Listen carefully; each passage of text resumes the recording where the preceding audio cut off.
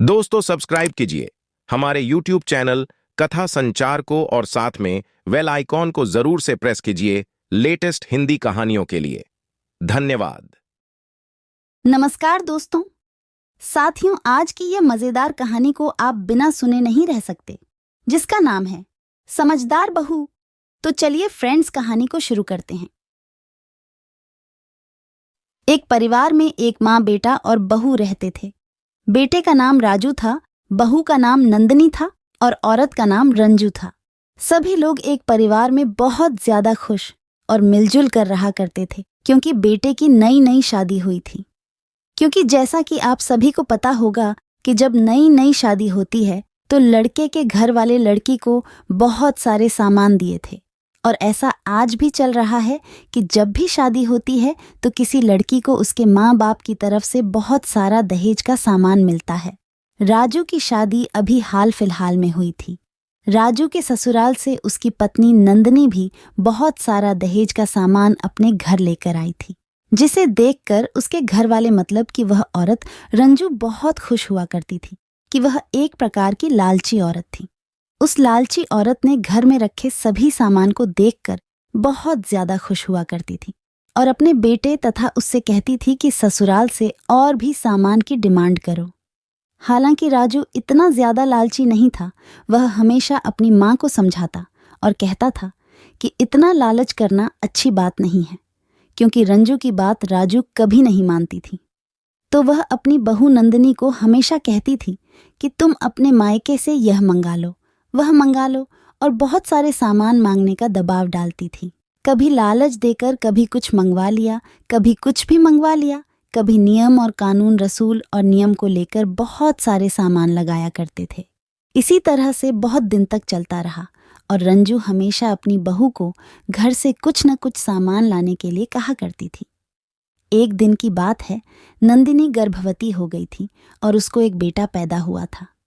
बेटा होते ही उसकी माँ, मतलब कि राजू की माँ, कहती है कि बहू, हमारे यहाँ जब किसी का बेटा या बेटी होता है, मतलब कि पुत्री या पुत्र होता है, तो वह अपने घर से सोने का चम्मच मंगवाया करती है। ये सभी सुनकर बहू को काफी ज्यादा गुस्सा आता था और कहती थी कि ऐसा कुछ भी नहीं होता है, और माँ जी झूठ मूठ को घर से सामान मंगाने के लिए फोर्स करती रहती है। ऐसे ही है, रस्मों रिवाजों का पाठ पढ़ाकर वह अपनी बहू से बहुत सारा सामान लाने के लिए घर से कहती थी।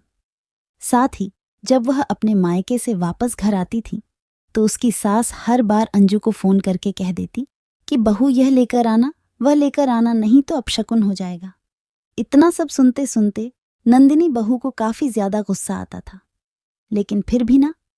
धोनी की माँ कहती थी कि चलो, जो बोल रही है वह कर दो, तुम्हारी सास सच में बहुत खुश रहेगी। लेकिन जितना वे लोग बोलते थे, वह कम ज्यादा काफी कुछ लेकर आती रहती थी, क्योंकि हर बार कुछ न कुछ मांगने का दबाव बनाते थे। एक दिन की बात है, शालिनी ने भी उल्टा दिमाग लगाया और कहा कि हमारे मायके में एक रस्म चलती है कि वह अपने पोते को, जो सबसे पहले होते हैं, उसे एक सोने का चम्मच दिया जाता है। अगर सोने का चम्मच नहीं दिया जाता है तो कुछ ही दिनों में उसकी दादी, मतलब कि नंदिनी की सास बहू की मौत हो जाएगी। रंजू थी तो एक लालची औरत, लेकिन वह फिर भी अपनी मौत के डर से कुछ न कुछ सोचने लगी थी।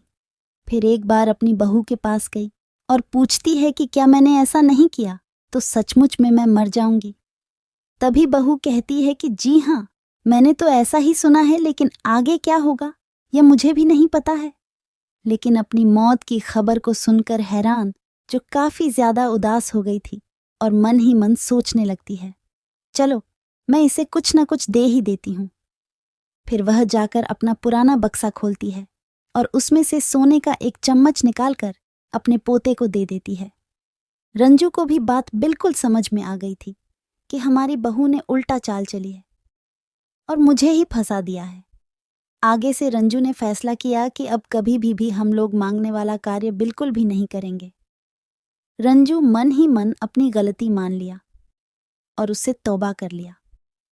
उसके बाद वह कभी भी अपनी बहू नंदिनी को बिल्कुल भी परेशान नहीं किया अपने मायके से सामान लाने के लिए। साथियों, यह कहानी आपको कैसी लगी, कृपया हमें कमेंट बॉक्स में अपनी राय अवश्य बताएं। वीडियो को लास्ट तक देखने के लिए धन्यवाद।